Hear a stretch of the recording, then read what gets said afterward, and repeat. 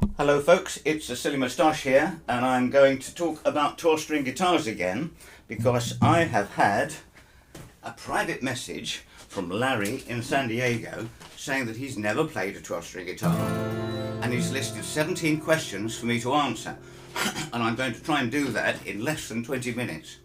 The 12-string guitar has been around for quite a long time. They were being made around the turn of the 20th century, 1899 to 1900, by various people, largely around the Boston, New York, Chicago area. Names like Oscar Schmidt, Holzapfel, Grunwald, and other names, largely being made by Italian immigrant luthiers, interestingly enough. Although I do believe that perhaps the origins of the 12-string guitar in American music possibly came from Mexico and such areas. Right, so let's go to Larry's questions. Number one, are the top strings the same height of strings 1 to 6? One would normally have a slightly higher action on the bass strings than on the trebles. I think he might be referring to the octave strings compared to the normal strings, and yes, I do see that the height of my octave strings is very slightly lower than the bass strings. Once we get on to the unison strings, no difference. That's another thing about 12 strings, they're never in tune. Let's go to the next one. What does the saddle look like? Well, mostly, certainly modern 12-string guitars. This is a modern one from 1964. Looks very much like you would see on an ordinary 6-string guitar. Pin bridge and single saddle. On my other guitar, which is a Harmony, which came from Stella, which came from Oscar Schmidt, etc., etc. They use the floating bridge style with a tailpiece, much as you would see on archtop guitars. So there are no pinholes. So that is the older design, more common with ladder braced guitars. I don't think that anybody actually uses that style anymore, but it has its own particular charm. Can you bend notes on a 12-string guitar? Well, yes, you can.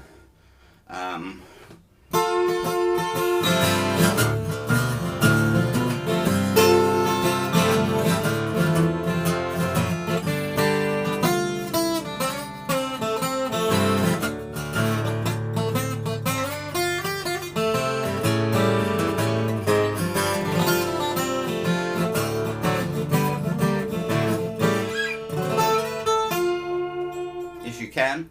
The problem with doing so is that you're going to have two strings and one of them is going to be slightly different to the other. Is fingerpicking possible, or are they just used for strumming? Oh, please, never strum, just strum on a 12-string.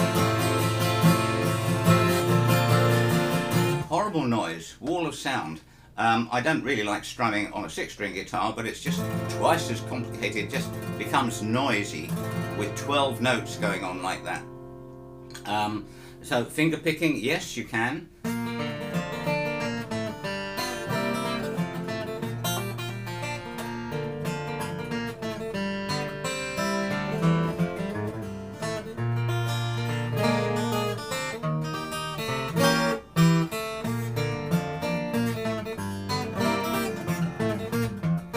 But not by me, obviously.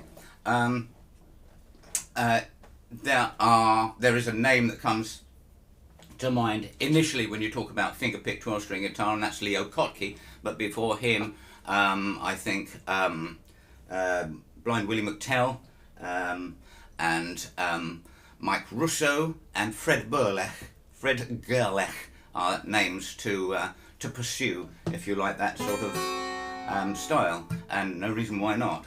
But lots of people have finger-picked 12-string guitars. Does it take a lot more finger pressure to fret? One would think so, wouldn't you, with twice as many strings? But I find not. I find 12-string easier to play than a 6-string as far as finger tiredness is concerned. Maybe because when you press down, you're pressing two parts of the fingertip rather than one. The answer is not really. What are the strings tuned to? Well, that's interesting, isn't it? If I put... Basically, they're tuned to the same sort of intervals as a 6-string guitar. So this is E, A, D, G, B, and E. But most of us who play 12-string guitars tune down one tone. So that's a D. So that would be a D, a G, a C, an F, an A,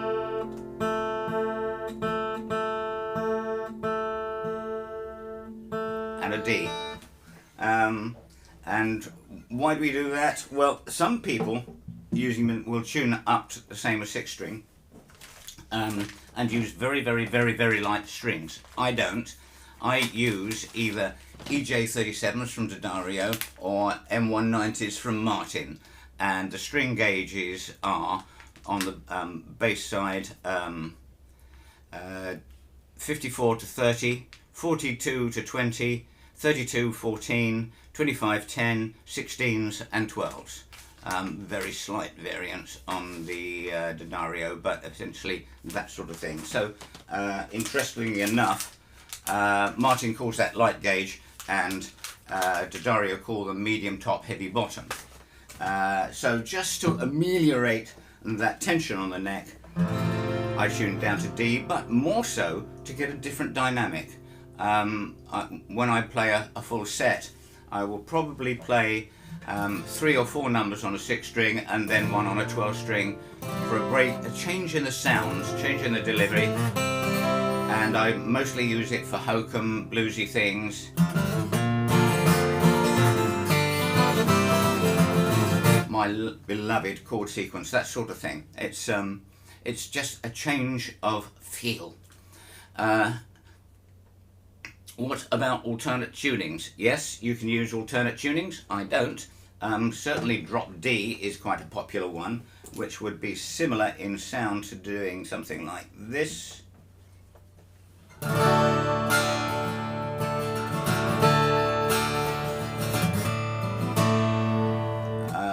It's not something that I have pursued much myself. You can play bottleneck on them. You have to be pretty careful to get a clean sound with all of those strings. It must be inconvenient to change strings. Twice as inconvenient? Well, not really. It does take a little bit longer. With a headstock like this, it's pretty straightforward, and of course I'm accustomed to slotted headstocks, so this one doesn't give me a problem. I can't say the same about my harmony, which has thinner slots, which makes it more difficult, and getting the strings under the head of the tailpiece and keeping them there while you're bringing them to tension and things like that. Yeah, it can be a bit of a fag, and I have made a video about that, but it's worth the effort. What's the next question? Do you have to change strings 7 to 12 as often as 1 to 6? I've never changed just a partial set. I always put the whole set on at once. It must be a pain to constantly tune 12 strings. Yes, especially in noisy venues where you know that there's something not quite right. I always use these D'Addario or Planet Wave tuners, and they're pretty good and pretty reliable, but there comes a point where you've really got to do it by ear, like that. And yes, it's a well-known saying that 12-string guitarists spend half their time tuning and the other half playing out of tune. String tension is probably not double the 6-string, but it must be significantly more. Yeah, that's true. They are built more robustly. You have a heavier strutting on the top, and both of these, I'm fortunate to say, have adjustable truss rods, but of course the second set, the octave set, is a much lighter set until you get to the first and the second. But yes, there is more tension there. And one of the common things, this is a 1964 Martin, and this was rebuilt by Martins in '98, and the most common thing to see on a 12-string guitar is a neck with a bend in it because of the tension, or pulled up tops or pushed down tops. Are they all the same gauge? Well, no, I've been through that. So you have an octave on the 6th course, shall I say, on the 5th, on the 4th and the 3rd course, but the 1st course and the 2nd course are in unison, so they're the same. In the olden days, the G's would sometimes be not an octave. You could probably have those in unison as well, but you have octaves on that one, that one, that one and that one.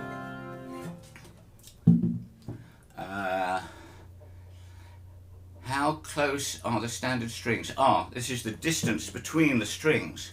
I can't measure that absolutely, but I would say it was a little less than an 1/8 between centres. Not between edge to edge, but just enough to be able to fret comfortably with the tips of your fingers. Even with a wider fingerboard, yes, it seems the string spacing would be less than a 6-string. Isn't that a problem when playing, especially for people like you who like wide fingerboards? Well, on my Martin 12-string, the nut width is 1 7/8, which is only just about enough. Martin reintroduced this a little while ago, 50th anniversary or something like that, and they put a slab head on it, and I think they made a 1 3/4 neck, which frankly is ridiculous for a 12-string as far as I'm concerned. My harmony is a 2-inch neck, 2-inch nut width, and is no problem.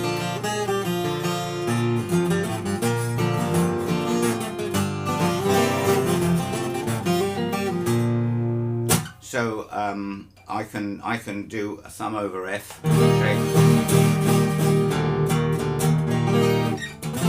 and I don't have big hands. So a 2-inch nut, 1 7/8 nut, fine. Where are we? So there are actually 12 string pins in the bridge. Well, interesting you should say that, because only yesterday I was looking on a video, which I will try to link in the comments below, by Neil Harp, who is a great expert on old 12-string guitars. Now you will see here that I do have 12 pins, a pin for each string, and so the belly of the bridge is slightly deeper than you would have on a 6-string. But it was quite common to see 2 strings put into 1 pinhole in the earlier models. The Hobsapple and Grunwald, I think, also did it. I would find that very difficult, and I'm not quite sure about the qualities of wearing into the bridge plate like that. But generally speaking, yeah, a pin for each string. What are the pros and cons of a 12-string? Well, tuning has got to be the big problem. I've just brought these guitars into a cold room and tuned them up carefully before I started this.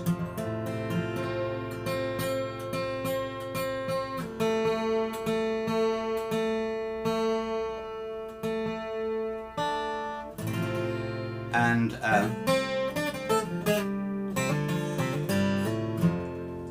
it's true about half the time tuning and the other time playing out of tune, but to an extent that slight dissonance between 2 different strings is part of the sound of the 12-string. But yes, they are problematic. what's the big pro? It's a powerful sound. You know that with electric guitar you can play those sort of power chords.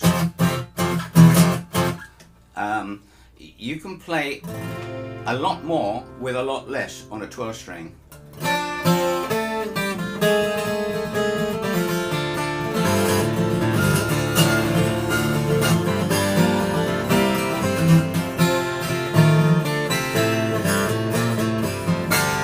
So you can play just two courses.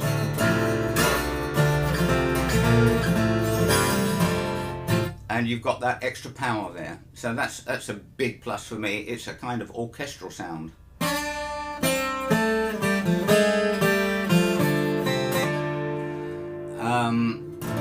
And it is a different dynamic to a 6-string guitar. Love my 6-string guitars. And there's something about power. It's power. It's something different to a 6-inch guitar, for obvious reasons, but I find it charming and compelling. Right, Cons, what else should I say about that? Well, I think I've just about covered it. I did mention fingertip players, style players like Leo Kottke, Mike Russo and Fred Gerlach, didn't I? And many more. So this is just the start of the conversation. This is my answer to Larry. I hope that it helps. If you have any comments or queries, please put them down below this video. I'm always interested to receive them, and I always try to reply to them. So that's all. And if you have been, thanks for watching. 15 minutes. Bye.